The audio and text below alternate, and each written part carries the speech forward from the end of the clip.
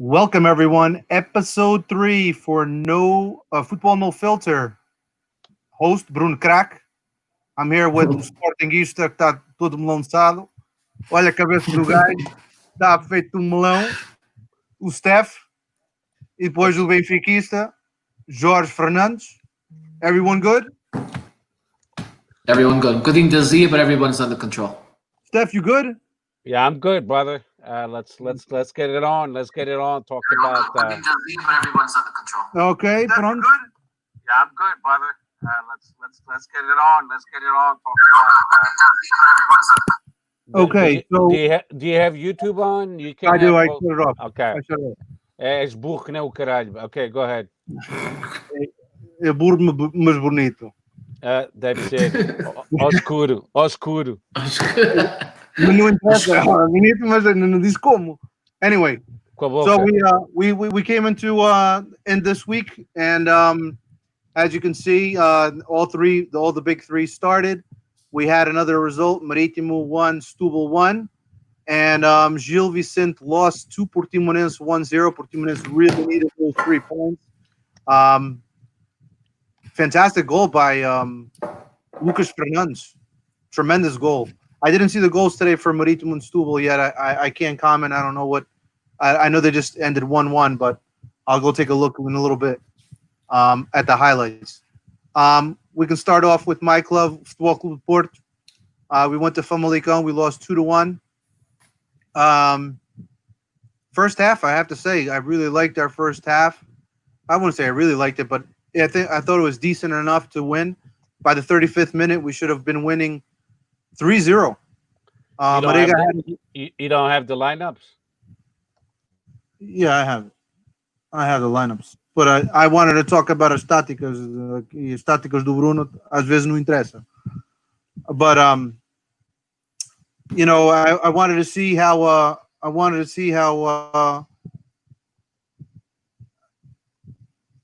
here, just for you, Steph.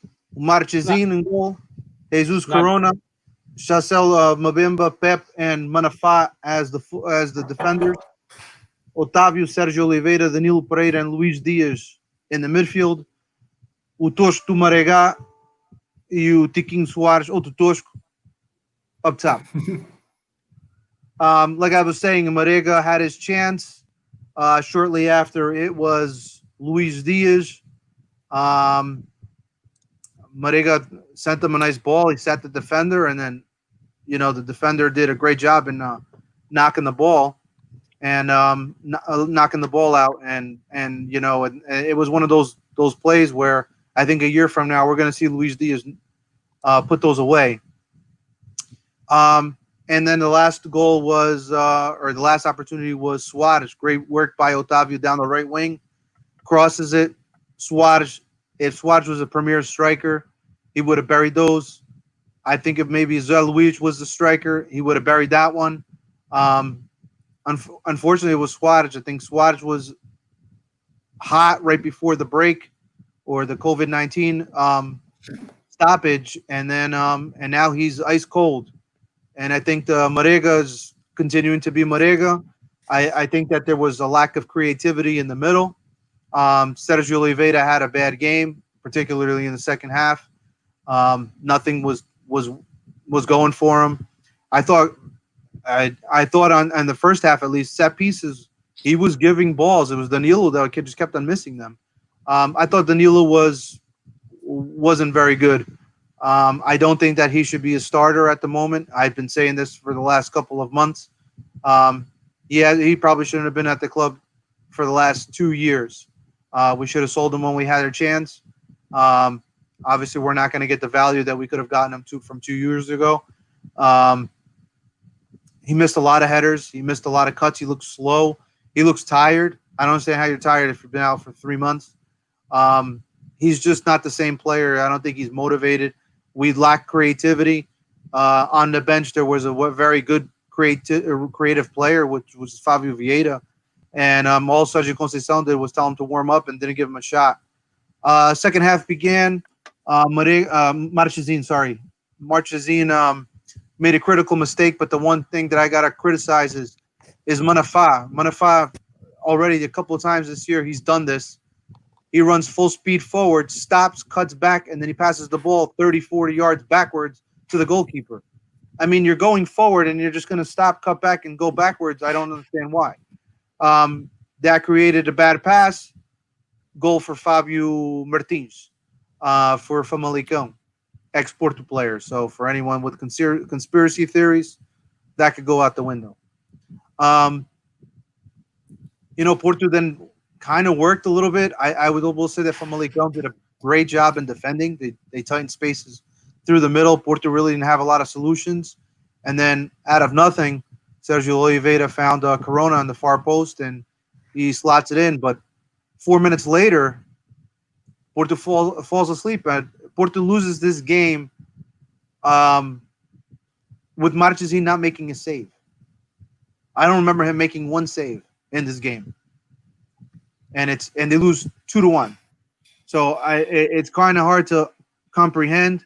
I don't understand the substitutions. The substitutions come late, 71 minutes. You're losing. You take out two strikers. I don't understand. You needed creativity. You needed a spark in the middle. The team was just too. I don't know. They look rusty or something. I don't know. It was just they were too slow. Famalicão was better in the second half, much better in the second half versus the first half. But it's going to come down to finishing.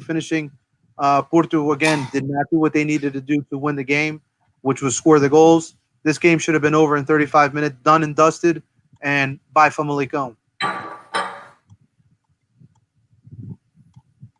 little bit up to you guys. Oh, meu, okay, first of all, I'm going to tell you suck as a host, but pronto. Claro que sim, muito melhor, mas anyway. And we can't say anything because he has a gun on him, so we can't say anything. So the Famalicão Porto, which was a 2-1 result, and the Famalicão lineup was Rafael Defendi at goalie. Then the defense was Walterson, Rodic, Miranda, Netum Pérez, Ivo Pinto, midfield as Trinks, Urus, Rasic, e Pote. Then in upper midfield, Gonçalo Rodrigues, Patrick Willian, Diego Gonçalves, and then as a striker, Tony Martinez. So like Bruno said, Porto had the better chances, but when you have a goalie that gives away a goal like Agustin did, you pay a high price. Well, we'll talk about Sporting. Maxi did the same shit today anyway. But by any means, Famalicão was playing home and they played well. They kept the pressure on Porto. Porto had a couple more chances than Famalicão. But hey, you don't score. Quem não marca sofre, não é assim que a gente diz em Portugal. O Porto não marcou, o Famalicão marcou duas vezes with a gift. But they were not inferior than Football Club Porto. They kept playing eye to eye. In the first half, they were. Say it again? In the first half, they were. No, not really. Porto played. Didn't do much. They had two shots. I'm giving my opinion. You spoke for 6 minutes. I didn't interrupt you. Então cala a boca. Tá bom. Fala aí. So Porto played slightly better in the first half, and the second half was even. And the Famalicão winning is not a scandal because they've been playing well. They did beat Sporting and played well against Benfica, and that's why they're in fifth place, just 3 points away from Sporting. So it's not a shock, really. From the get-go, Bruno did say that it would be a difficult game for Porto at Famalicão, and it was. But if you're the leader of the Portuguese league and you want to win the title, you got to do better. And I was expecting me personally a better Porto, but at the same time, 3 months without playing, every single game I watched today and yesterday, everyone is rusty. There's no one playing better than others. The mistakes we saw by the goalies and by defenders and by the strikers not scoring. It's just shows that no entrosamento, and it's a lack of rhythm, no dynamics. It's not just one team; it's all of them, and it will take time. This is a preseason, really. I mean, uh, how many times have we seen Porto, Benfica, and Sporting playing preseason and losing games, and no one gives a shit because it's a preseason? And basically now that's what's going on. But these games count. They count.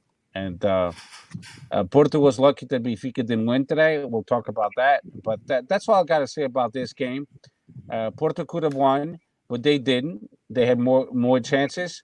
But Famalicão scored twice, and that's what it counts. It's who scores, who puts a bola lá dentro. And Famalicão scored twice, and Porto only once, and that's why they won. And that's all. Porto's got to do better if they want to win the championship, because otherwise, they ain't going to win. George, a bola está agora no teu lado. Well, you guys said most of it. I mean, I thought it would be a hard game. I think last week I said it was my guess for a score would have been 0-0. It was 0-0. That's what I thought the score was going to be. I think I said 0-0 for Porto Famalicão. I think I said 2-1 for Benfica Tondela, and I said a loss for Sporting. I thought it was going to be a rough week, or a rough first game for all the top teams. It's been a long layoff, and even though the top tier teams have obviously the best players, the best conditions, there's one thing that we don't have that the smaller clubs have, and that's right here. That's heart. I think all top three teams this yesterday and today didn't showed a lack of want, a lack of running, a lack of I just don't get it. I don't get it how, especially the Porto and the Benfica games, how two teams that are fighting for the championship, how they allow these smaller teams to come away with results when basically any point that you give away at this point can cost you the championship. I thought that Famalicão played a good game.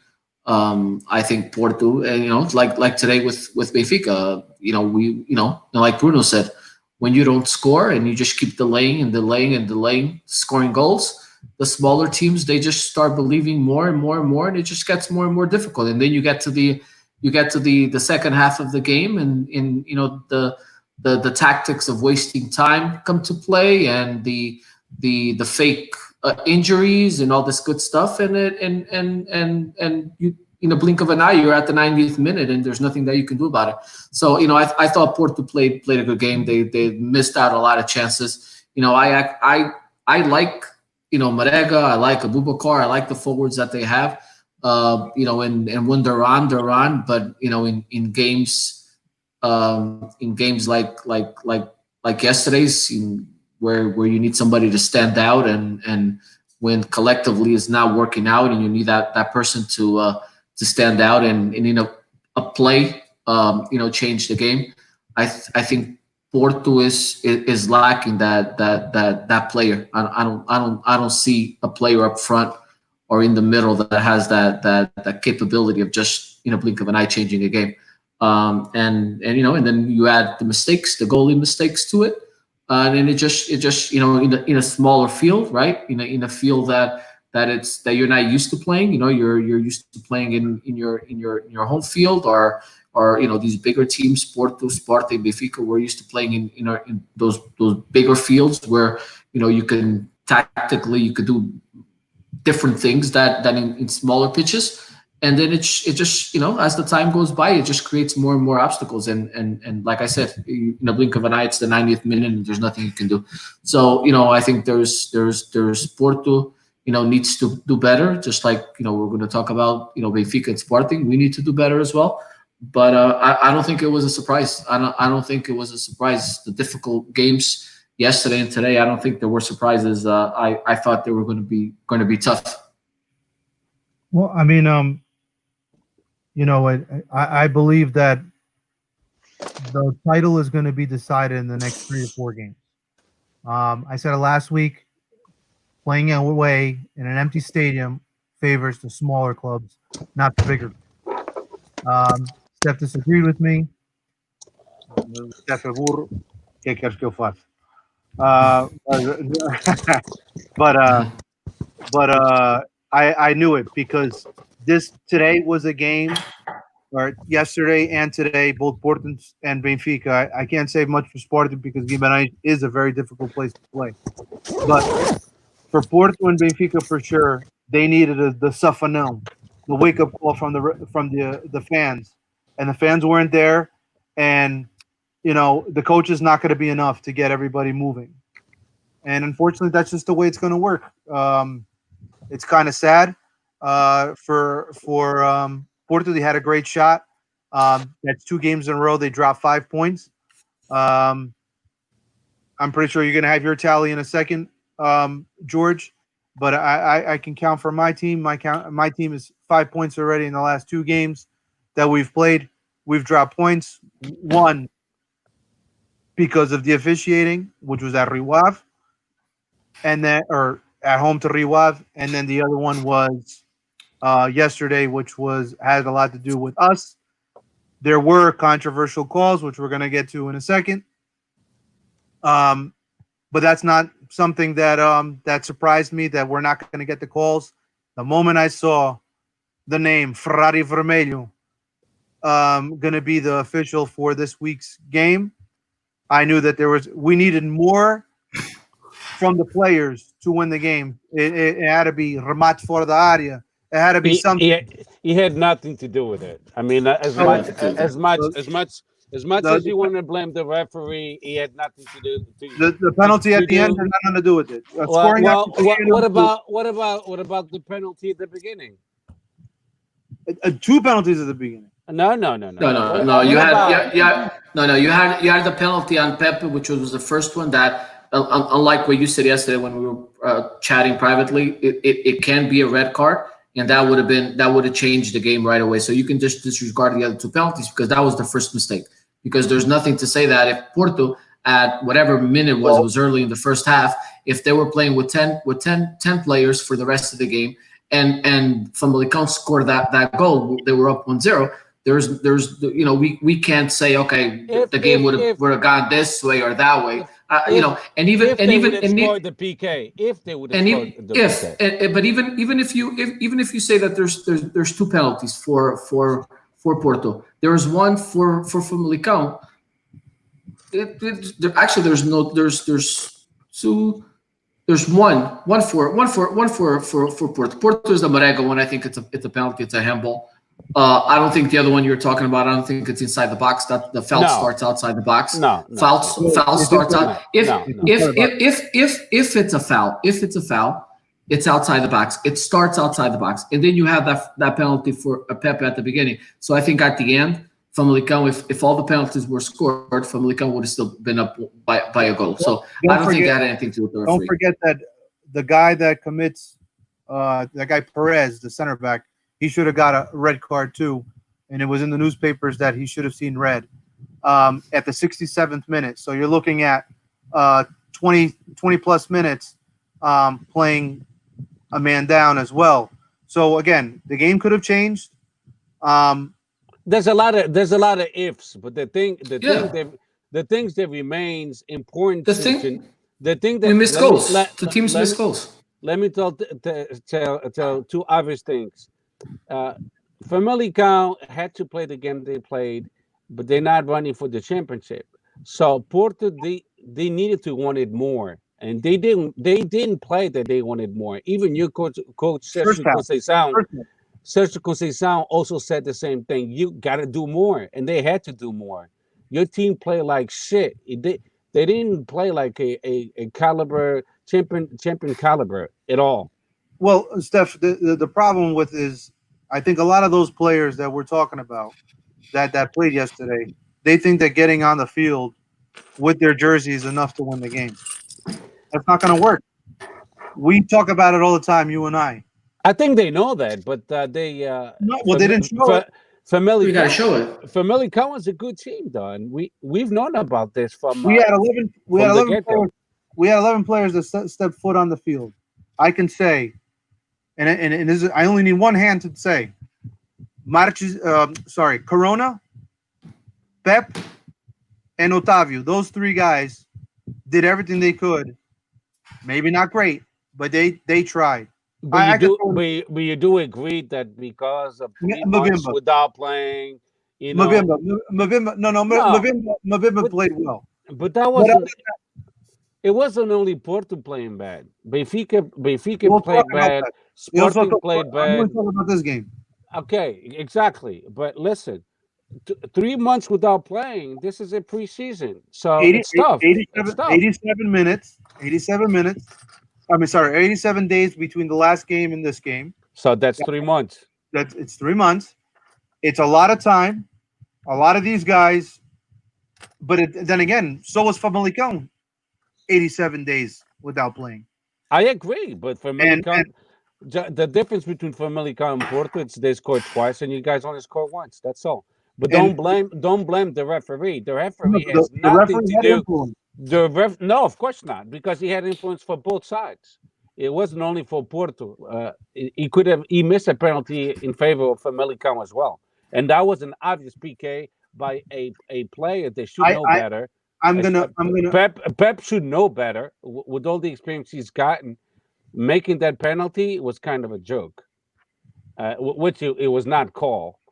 But the Marega one is a PK as well, and the referee missed on that. Now yellow cards and red cards missing and say mais que isso é parte de futebol.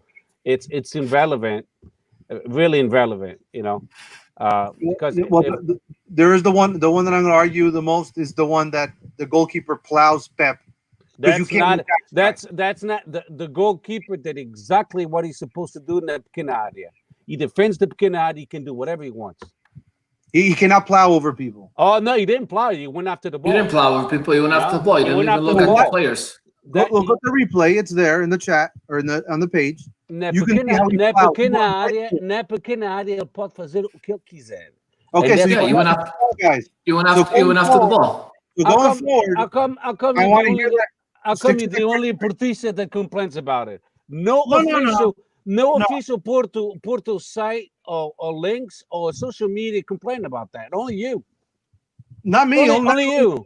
Not only me. I've seen it on plenty of places. I haven't seen it in any social media Porto official media complaining about it.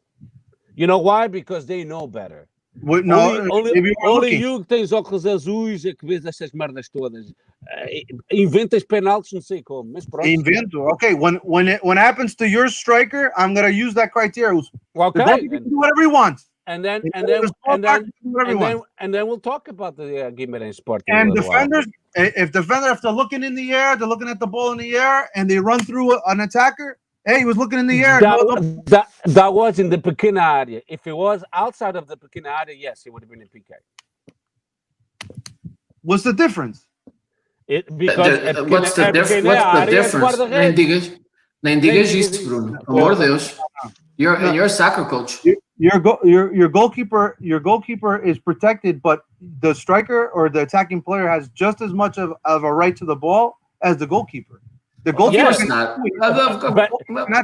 But if he touches the goal, it's automatically a foul. That's not true. That's everywhere. Of course it is. That's not true. No, it's not. Of course it is. Look, remember the goal. Remember the goal, the Luizão goal against Sporting. Ricardo. He didn't even touch Ricardo back in 6-7 years ago, whenever it was, and everybody was crying for a foul because it was inside the small box. It minimal contact, it's a foul against the attacking player. That's how it's always been. That's the tendency. That's what George is saying. Yeah. But it's not like that. It's been like that. But it's been like that, and it's going to be that way. It don't matter how much it's going to piss you off. It's going to be that way. All I'm saying is that. Ferraris vermelhos é. Não é com Ferrari vermelho. Até pode ser que o árbitro mais portista que tu conheças. He's going to call the same play. All right, we'll move on to George. George, go ahead. Cardinense Tondelense 0-0. Yeah, ainda me dói o estômago. Azia, estou com uma azia desgraçada. All right, so let me. All right, let me. So I'll give you guys the lineup. I think we started with Vlaco Dimos on goal, André Almeida, Ruben Dias, Jardel, Alex Grimaldo, and then we had Gabriel, we had Pizzi, we had Wiggle, and then we had Rafa Silva, and we had Pizzi and Vinicius in the front. Listen, just looking at the lineup, my problem is that there's I think 10 games left of the season. First place team lost. You're playing after that team. If you win, you go into first place by 2 points. The tie doesn't do anything for us because we lost both games against Porto. So technically, we're still down 1 point. To me, there's no. I just don't understand how you start the game with Tarabt at behind one striker, and you're playing the midfield with the German Wiggle and Gabriel. To me, you're playing at home. You need to win the game. You got to play in the typical 4-4-2 with 2 forwards up front, and you got to knowing that you haven't played in 3 months. You know that you have 15, 20, 25 minutes of where your legs are at full capacity. You need to kill the game within the first 20, 25 minutes. He threw a whole bunch of forwards at the end of the game. At the end of the game, there's more heart than legs. You need to kill the game at the beginning. So I don't think the lineup. I don't think how the coach approached the game. I don't think it was the correct way. I think against Tondela or against any team, other than the big three, when you need to win and you have an opportunity to win and go to first place by 2 points, you need to start the game like this is our house. We're gonna go over here. We're just gonna run these guys over in the first 20, 25 minutes. And Benfica didn't do that, and we left players. I just don't get it. I have Servi on the bench. He didn't even go into the game. We hit 4 balls in the post. We had a 14 or 15 attacking goal shots on net or whatever. We had a ton of corner kicks, but at the end of the day, I think we had to approach the game in a different way. I don't know if we're going to get another opportunity to take over first place as easy as we had it today, playing after the first place team, after the first place team lost points. And just we played well. At the beginning of the game, we played well. First half, we played in Tondela's half of the field, but there wasn't enough people in the box. We didn't have enough people in the box. We didn't. Obviously, our type of game. It's a transition game. It's very very fast on the wings. That's why I think Servi would have at least had to have come in somewhere in the second half of the game. I love Tarabt. I think he's a very skillful player, but playing with Tarabt behind the forward, I think that's for games, against a freaking Bayern Munich, or even against a Porto game or something like that. You play with one striker up front and Tarabt behind the striker. You're playing against freaking Tondela. You need the 3 points. You gotta throw everything in the kitchen sink at this team right off the bat, not at the 80th minute. So deixou muito a desejar. Steph. Okay, so yeah, I watched the game actually, and Benfica did play well. I was actually, I don't agree with George. I think Tarab was one of the best players at Benfica. He's the one who had the most speed, created more dangerous plays. Then Vinicius, I like him as a striker, but today he missed a couple key goals he could have scored, and he usually does score. He's not good with his left foot. One ball on the second post, a long ball by Ruben Diaz. Uh, he chanked it when he should have scored in a normal day. And I guess I blame the lack of rhythm. He would have scored. Gabriel, he just came back from an injury, a long-term injury. He was off sync. Peasy was off sync as well. Uh, Usually inside the box, he had one play he could have scored easily, and he also missed it. And usually he scores those goals. Um, I think one of the other best players that Benfica had was Jardel. I think he had a phenomenal Yeah. game in defense and also compensating in the midfield and initiating some dangerous plays. Rafa Silva was okay, but he's one of those players. He takes a while to regain rhythm, and I don't think these 3 months benefited him at all. Andre Almeida consistent, but he lost a couple battles against Ricard Valente. It could have been dangerous for Benfica. I remember a couple plays inside the box they could have scored. Um, but to be fair and square, Benfica could have plowed. It should have plowed Tondela. They should have won easily, but like Futebol Clube Porto. But in this case, Benfica did create a lot more chances than Porto against Famalicão. Um, they didn't score. Quem não marca sofre. But I could count at least 10, even 10 chances of goal or more.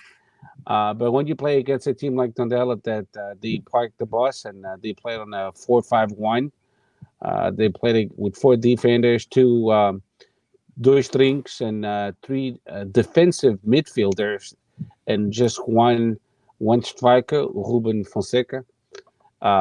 It becomes really tough. And even if they play start to lose, and Benfica is Sporting with Benfica is one of those teams that they feed off the crowd, and without the crowd, they kind of felt hopeless.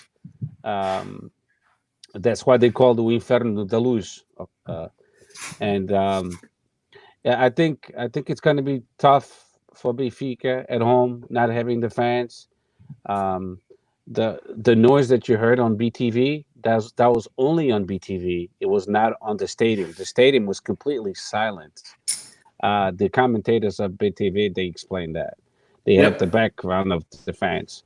But the stadium itself was nice and quiet, just the players and coaches talking to each other and stuff like that. And then to wrap it up, Benfica should have won, but they didn't, and that's at the end of the day. The referee had no. I didn't see any caso de polemica in this game at all.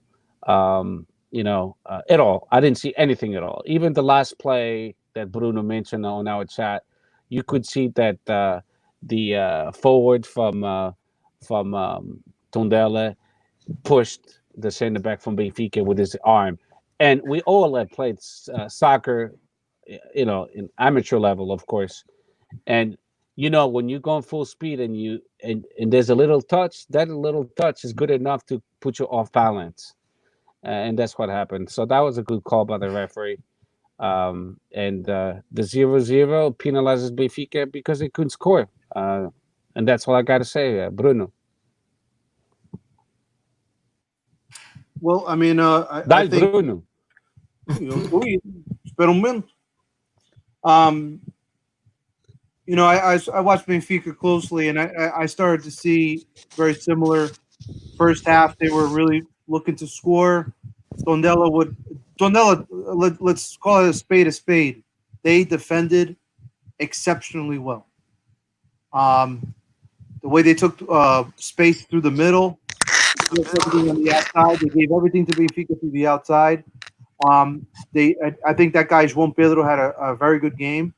Um, and when Benfica was attacking, and Tondela was able to recover the ball, they looked to attack the corners. Um, they wanted to catch the ball. They wanted to catch Grimaldo pushed high. They wanted to catch Andre Almeida pushed high. They weren't having so much success on Andre Almeida's side, I don't think. Grimaldo's where they were having more space, but I think I don't remember who that player was on the outside. I wasn't listening to the game; I was just watching it. I can't remember his name, but he definitely he could have explored more the space that was given to him. I think that also Tondela didn't do a good job trying to explore Jardel. Jardel hasn't played in quite some time. He's coming off an injury. So I don't know why Tondela didn't attack, but at the same time, I understand they prioritize defending versus attacking first. Overall, Benfica looked a little slow. You try to play the same way with the same tactic 3-4 games from now, and Benfica beats them handedly. I don't remember Claudio Ramos really making. I mean, he made a couple of decent saves, but I think the shots that Benfica had, he was beat on all of them, and this one could have been easy. If one of those balls went in, the game would have changed. You can tell that Tondela started to gain more confidence as the game went on. When Benfica started pushing everybody forward, Tondela started to drop even more the lines and getting even tighter in the lines. And I think that was the reason why Tondela was able to pull off a valuable draw for them and helped us out. Yeah, I mean, just to be clear, I mean, I like Tarabt. I just think that he would have in this game. It's a game for him to play behind two forwards and not just one forward. That's what I meant with I didn't like the fact that he was playing as a number 10 behind one forward. You didn't like the tactic. No, I think it was too conservative. You have to win the game, and you're coming off of 3 months of not playing. You need to go for the win at the first half, first 25, 30 minutes, and not wait to move more forwards in. When it's 75 minutes into the game. So I think for me would have been it's either take one of the center mids and you put another forward and you play with that up behind him. I'm gonna say that I also thought that Tarabt had a pretty good game. Yeah, I thought that he was one of the better players in the middle. I just don't think that Weigl is a guy that fits in this system. I think he's unfortunately for you guys, he's going to be a $20 million bust. I don't see how he's going to be the guy to make the difference on that team. There was another guy that I thought. Oh man, what's your striker again? Vinicius was the guy that I thought you could call him Vinigo. He created a lot of space for himself in small spaces. He was able to get shots off in small spaces. He had opportunities. That one blatant opportunity where I thought that ball was going to go in. But I think he plays better with someone next to him. I don't think he plays well under that system. Listen, I mean, you know what? You argue that you want to play 4-4-2. I argue that I want my club to play 4-3-3 because I don't think that the way Porto plays in a 4-4-2 classic, playing 1980 British style soccer, is gonna be enough. But Bruno, I like when we play in the 4-3-3, but it just depending on the game. This game here, a 4-3-3, in my opinion. And I might not be looking at it right. A 4-3-3 is all about the speed, the transitions, the runs on the wings, right? There's no legs. There's 3 months of inactivity. You have no speed. You lose that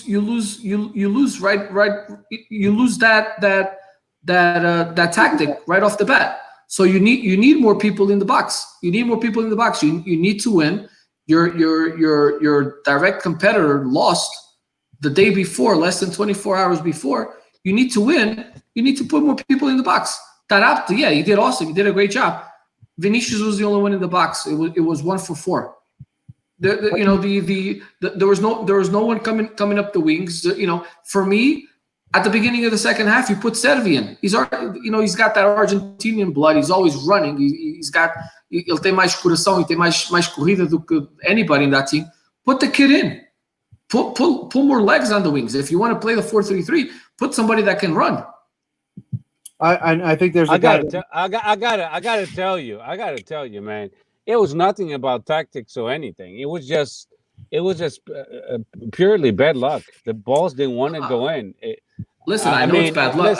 I know it's bad luck. You could say Bruno Lage, the formation he played was a 4-2-3-1. You could say Bruno Lage this and Bruno Lage that. He could have put this player, could have put that player. I mean, he did make some substitutions, and at one point you had who came in. Seferovic came in. Seferovic came in for. Seferovic came in. No, Diego Souza came in. Diego Souza came in for Wiggle, I think, or whatever. They played a little bit with the two forwards, and then Seferovic came in for Vinicius. Okay, so you had balls on no post na trave, and great saves by Claudio Ramos. A finalizar, resumindo e concluir, it was just bad luck. Benfica should have won easily, but they didn't. And, me as a Sportingista, as a neutral, I could see that. I mean, there's no way, unless you're blind. And quem não marca, sofre. And that's what happened. And I think it's because they haven't played for a while. It's everyone is rusty, and it's a lack of entrosamento, dynamics, and it will get better, by when you play against your B team or your junior team on a scrimmage game. It's totally different than playing 90 minutes on a professional game, and you could see it today because Tondela, they're all professional too.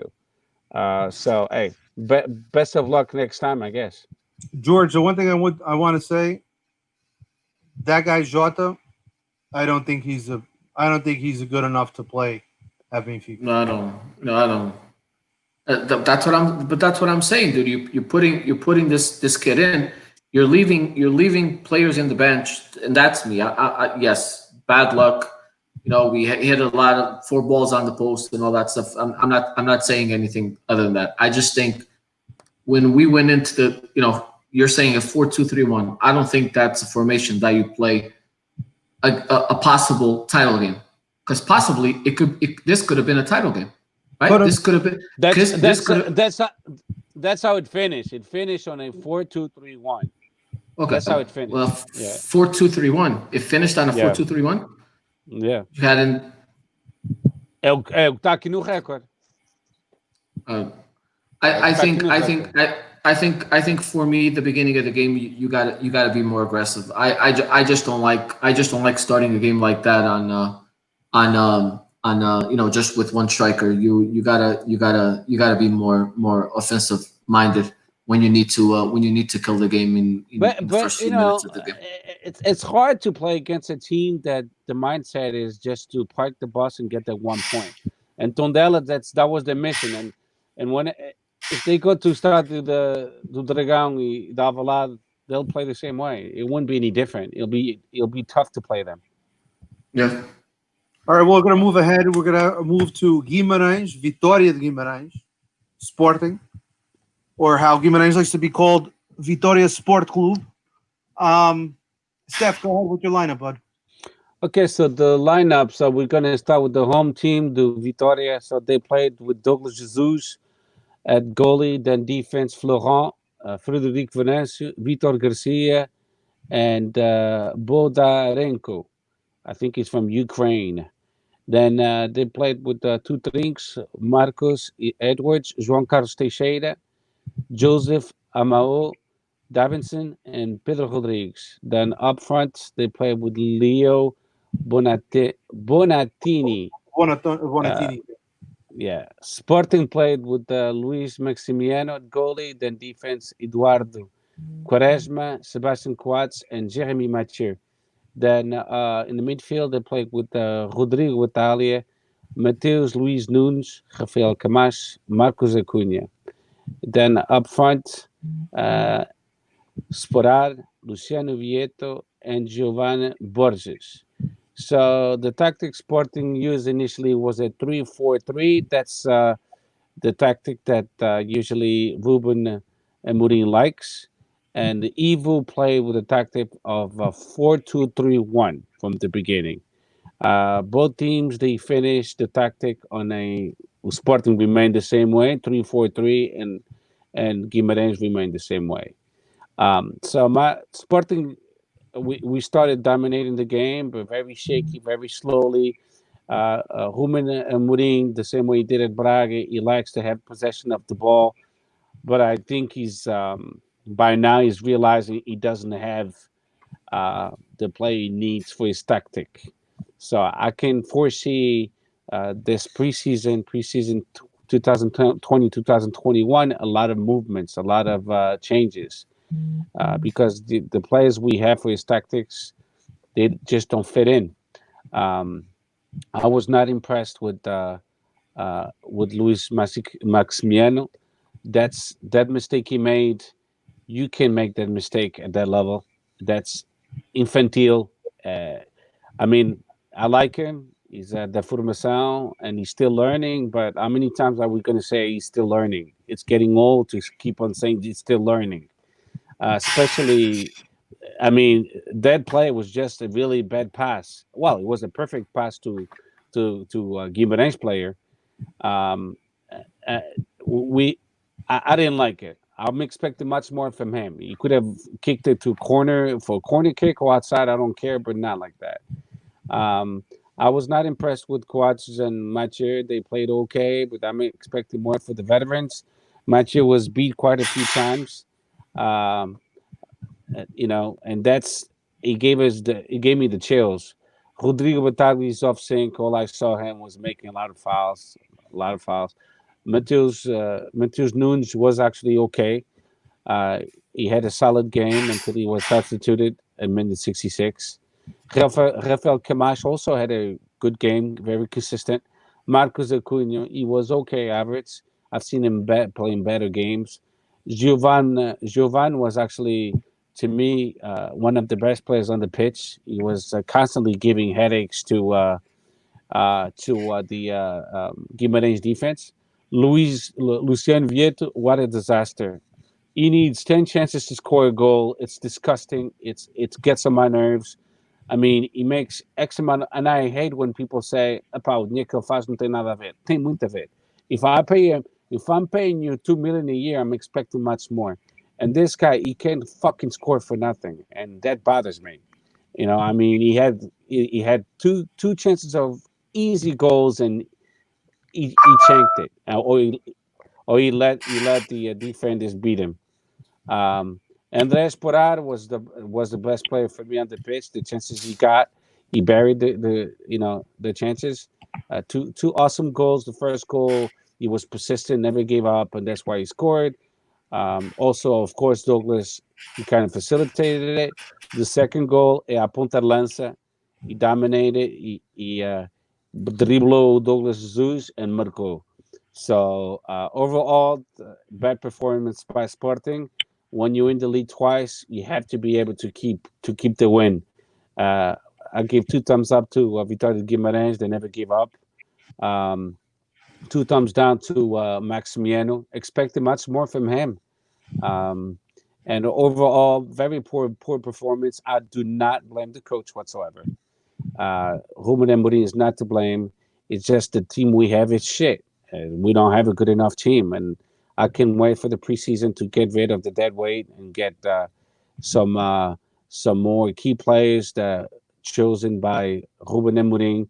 I like the way he thinks. I like his dynamics. But you could see at times on the bench he was very frustrated with the attitude and the lack of involvement of certain players uh, of Sporting, of course. And I was irritated too because we could have left Guimarães, Vitória de Guimarães, versus Portugal with 3 points, and we just gave it away. And no excuses. I'm not going to blame the referee. I'm not going to blame anybody. It's just a shit performance by my team, and we lost 2 points, and we deserve to lose 2 points. and that's why we're in fourth place. We have Famalicão only 3 points away. We could have gone close to Braga, and we didn't.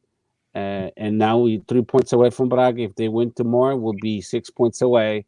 And that's because our team is shit, is a bunch of incompetent people, overpaid, and fuck all of them. I'm done. Say what you mean. Say what's on your mind. Steph, what did you think of the performance of some of the younger guys? Do you think this is a long overdue process? They should have been incorporated to the team a lot sooner. Which ones are you talking about? I think it was Quaresma.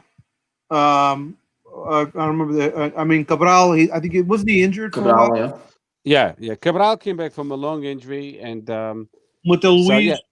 Mutel Luis played well. Eduardo Quaresma played well. Giovan's Borges also played well. I'll give it the benefit of the doubt. This is a new tactic, the 3-4-3.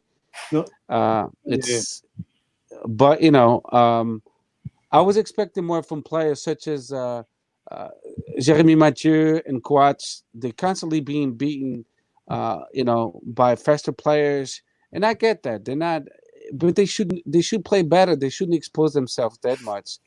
I was really disappointed with Luciano Vieto. He should bury those goals. There's no excuse. There's no excuse. Okay, I'm gonna give the benefit of the doubt because we didn't play for 3 months, but even that, I mean, when you call yourself a professional player and you're in front of the net and you can bury it, look at the Guimarães second goal, to Marcus Edwards. Marcus Edwards. Did you see how he placed the ball? That's Edwards is a very interesting player. The problem is, before any of our listeners think that, oh man, why is no team trying to get this guy? We're not going to afford him. He's from Tottenham. He's in Portugal to grow, number one, and number two, to showcase for someone else. He's never going to make Tottenham, but he's never going to be playing for any of the big three. His value right now is through the roof, and no one in Portugal is able to buy him. Did you say he scored the goal? Yeah, Negaveta, com classe. That was class finish. That was class finish. Now another thing that I wanted to bring up to you, Steph, was so Guimarães goes down a man. The tactic never changes for Ruben Amorim. Personally, if my opponent's going to go down like that, a man, I'm going immediately with two strikers. I know. And what was the reason why you didn't? What was the reason why you thought that maybe Amorim didn't do that? Does it not have the confidence of the team? Lack of confidence. You got it. I mean, at one point he was about to put Christian Borja, and then because Eduardo Quaresma, I think he at one point they felt like he couldn't give it no more, but then they held on to Eduardo Quaresma, and Borja never came in. But I think it's a lack of confidence. I don't know why he didn't put Pedro Mendes. I was expecting that too, but he never did. So I think it's lack of confidence, like I said. Now I've heard that name Pedro Mendes around for quite some time. Top goal scorer for U23 team. He's a kid that came from Guimarães, actually, right? Moreirense. Moreirense. I know he was from that area. He's a kid that showed a lot of promise in the youth levels. Why hasn't Sporting given this kid, and this is already now the third coach or so that has worked with him, and they don't seem to just give this kid a chance that he's, that we all talk about that should be given. Why is it? Because now I'm starting to say, if it's one coach, whatever, it's two coaches, whatever, now it's three coaches and they're still not investing in them, then maybe it's not the coaches. It's got to be the player.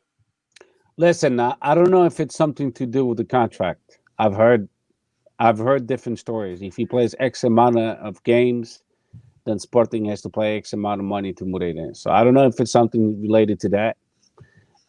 That's speculation. So don't take it with a grain of salt. Because I'm not I live in the U.S. I don't live in Lisbon, so I don't know. I have no insight.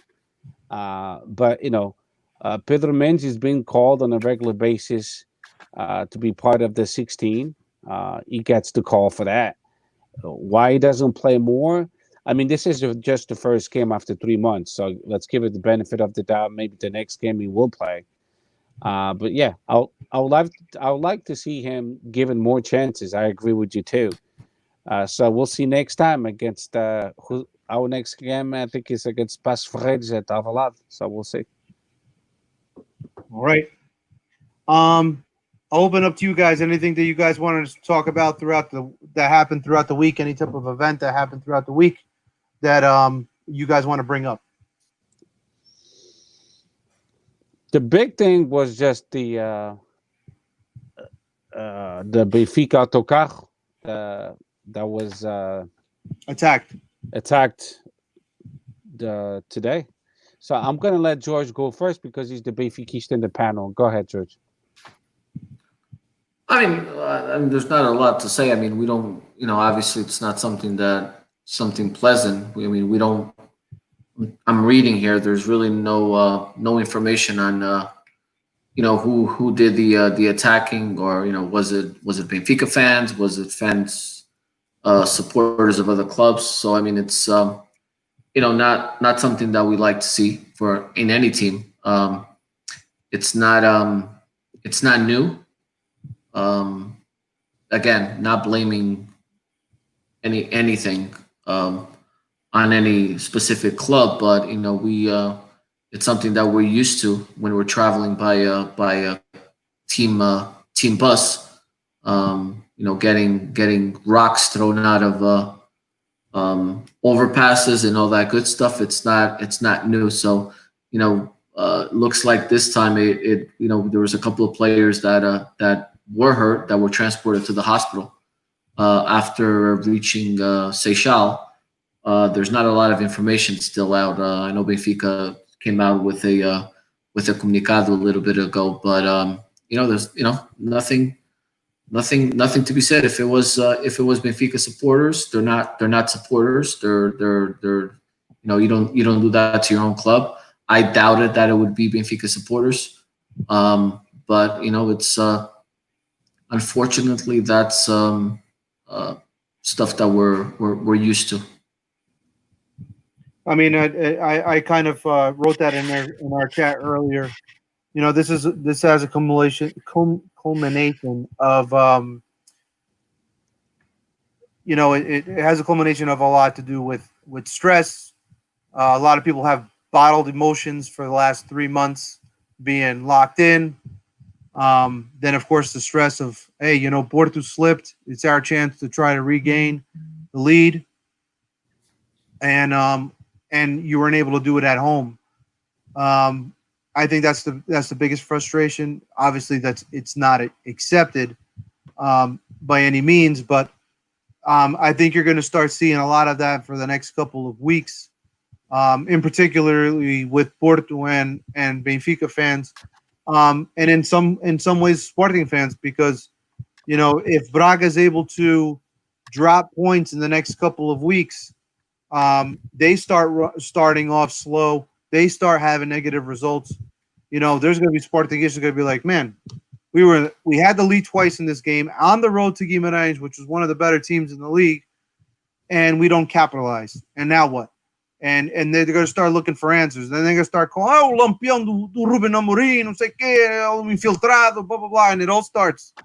And I just don't see how that's going to work out for our fans. I mean, they demand results immediately, especially when a rival drops points.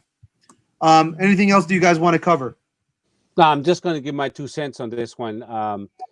I mean, me personally, I think it's an embarrassment for Portugal, and I really blame the Portuguese league. I blame all the clubs. I blame the Federação Portuguesa. I blame Justiça Portuguesa. I blame the Autoridades Portuguesa, because this has been going on forever. People forget. I don't forget but we had one adept Sporting killed Rui Mendes. We had a second adept Sporting killed Ficini. We had Svekimin stabs in Guimarães. We've had this incident now with the Benfica autocar. Several incidents with autocars involving Sporting autocars, Porto, Benfica. It's been going on forever. And you know why it's been going on forever? Because no one gets punished. What happened to the guy that killed Ficini? Nothing happened to him. He got a good lawyer, and he got away with it. So until clubs realize that, hey, I can answer for all the fans. Benfica has a lot of fans. Sporting has a lot of fans. Sports has a lot of fans. Our clubs can't control everyone's actions. It's impossible. But they shouldn't side with them. They shouldn't side with these fans. If those fans they killing people, if these fans are throwing rocks, if these fans are stabbing, if these fans are throwing chairs on the pitch, these fans should be penalized, and the club should be the first ones to penalize them. They shouldn't say, "Epá, vamos protegê-lo." Why? You're promoting violence then, and that goes for my team as well, because we had an ugly case with Kazakh. So, and I hope those guys that attacked Kazakh are all punished. I wish all of them are punished, because they're not sportistas, não são adeptos de futebol, não são sportinguistas, são merda. People like that, we don't need them involved in sports. And what happened today against Giskovic and Wingo, it's embarrassing, because this is two awesome players that they had to go to the hospital because of knuckleheads. They should never be allowed to be.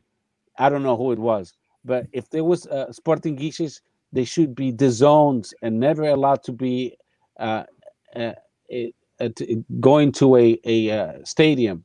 If they were Benfiquistas the same, or Portistas, who knows who it was.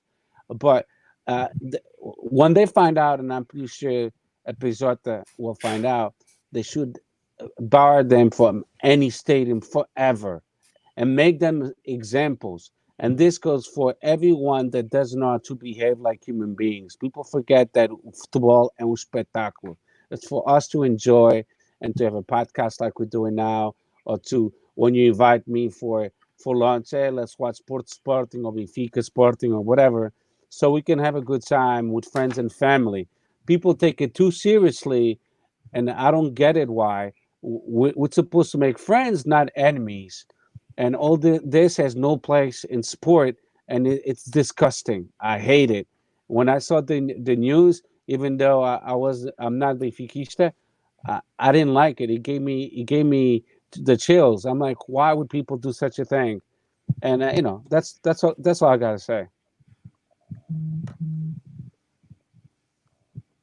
All right, George, nothing. No, I agree. I mean, I'm reading here in the newspaper. It looks like Wiggle he's in shock. You might recall that he was in the Borussia Dortmund bus when they were attacked a couple of years ago in the Champions League game. So he's still suffering. He's still suffering from that. Incident. It's a consimento incident, and now he gets this one, and it looks like Ziovic. He got glass in his eyes, and that's why he's in the hospital. So not good. Not good for soccer. Not a good idea. Especially there's news that just came out this week that UEFA is looking maybe at Lisbon for the last games of the Champions League. Yeah. So between Stadio de Alvalade and Stadio de Luz, to end the Champions League matches here in Lisbon. So not a good look for Portuguese soccer at all. But like I told you, man, it's shame on Portugal, because fazem tudo ao contrário. Em vez de penalizar as pessoas que fazem a merda, they let them go. I don't get it, bro. I don't get it. Portugal is backwards. I don't get it. It's a good country. If it's Spartangistas, I hope to God it's not. But if it is Spartangistas, I hope they go to. I hope they go to jail. I hope they are charged with whatever the law says. I hope so. And they make them examples. I want them to be stripped of if they sausage to Sporting. I hope it's not Spartangistas, but if they are, strip them away from everything. They don't deserve to be called Sportingistas. They don't deserve to go watch a soccer game ever. There's no space for that in soccer. We can have disagreements because you like Benfica and I like Sporting, you like Porto. That's obvious. We're gonna have disagreements, but it should never get to the point that, hey, I'm gonna punch you in the face. Then we'll lose a friendship, and we're just gonna create headaches for ourselves. It's stupidity, and I hate this.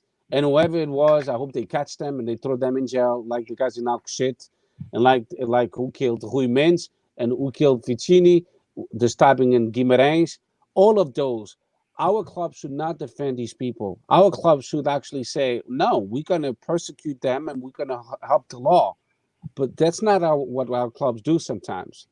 Sometimes our clubs protect these criminals. I have no fucking clue why. Don't ask me why. Yeah. All right, guys. So we're getting into our final stretch here. Steph, do you want to take your notes for the week? Anyone hit or no one hit for the results? For the results. I don't. I have it at home. I'm not home, so. No, nobody hit. All right, George. Yeah, I don't think so. I think we all missed it.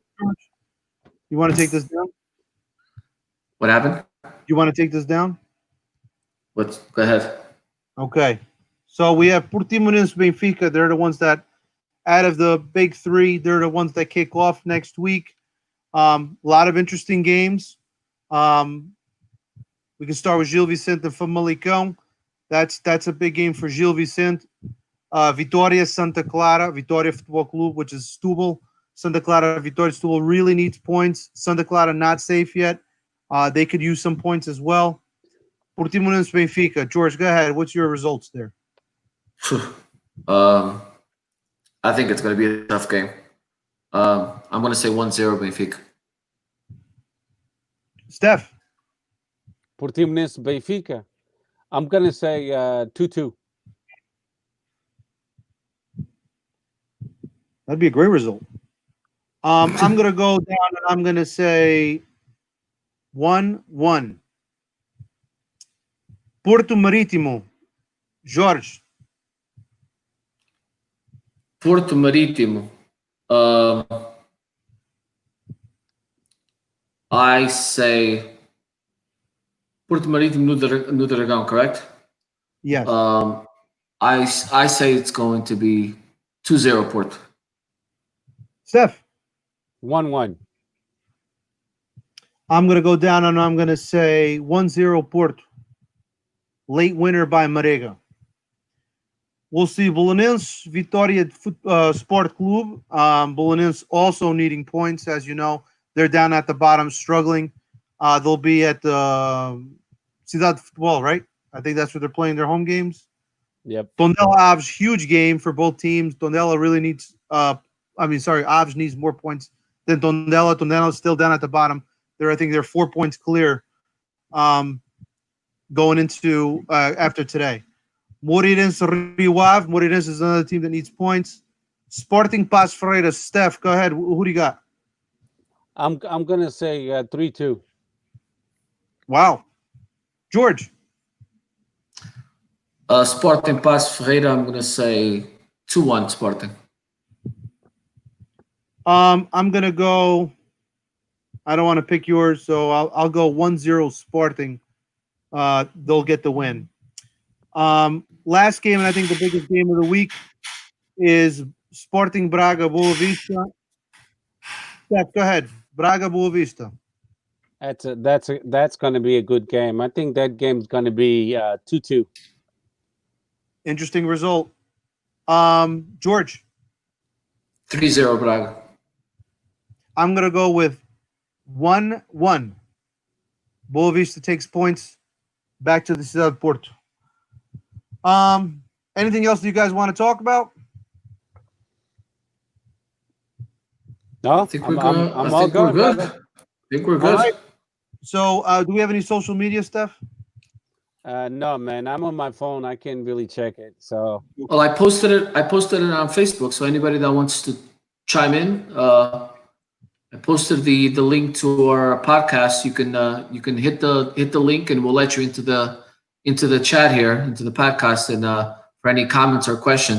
If you guys want to do that, no, we'll open it up right now for a few minutes for some questions and comments. Yeah, we had a lot of interaction on our Facebook page this week. A lot of good things going on there with the fans. A lot of interaction. So as soon as you get questions or anything like that, just make sure you don't hesitate. Tune in. Let us know what your thoughts are or questions. By the way, just one clarification. I know that we talked about it last week, in which the substitution rule was changed to 5. After our show, it was blocked.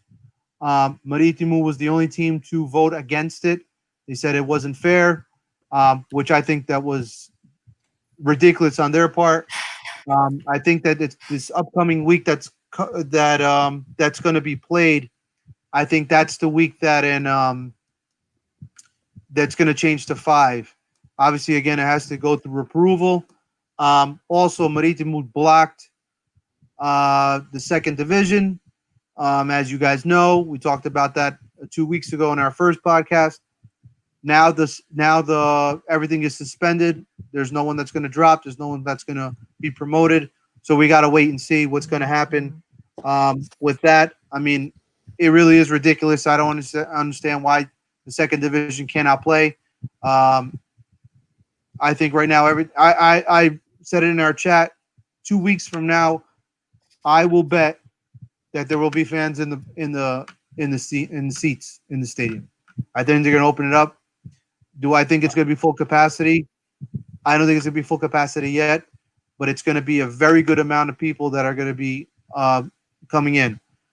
Real quick, Pinto Costa had his interview today, and for the people that don't know, he announced that Tomas Stives has re-signed. We don't know for how long. We don't know for how much. We don't know what his clause is, his buyout clause, but I'm very happy that he's going to be staying at Porto for quite some time, or at least for another season. He definitely needs it. Elections are this weekend, 6 and 7. Unfortunately, Porto is not going to have online elections, so people that are far away, that are living on the outside of the city of Porto, cannot vote, which is something that has to be changed in Portugal. I think all 3 of our clubs suffer from that, and I think we all know why. Certain candidates are scared that they're going to lose if they open up to online voting and obviously manipulation. Any other questions? yes, I have one question for the both of you. So I'm going to go with George first. George, qual foi o frango mais bonito? Foi o do Guimarães, do Douglas, ou do Maxi, ou do guarda-redes do Porto? Qual foi o frango mais bonito? Olha, para dizer a verdade, eu não pude ver o jogo do Sporting com o Guimarães, mas para mim, mais bonito é sempre contra o Porto, seja o que for.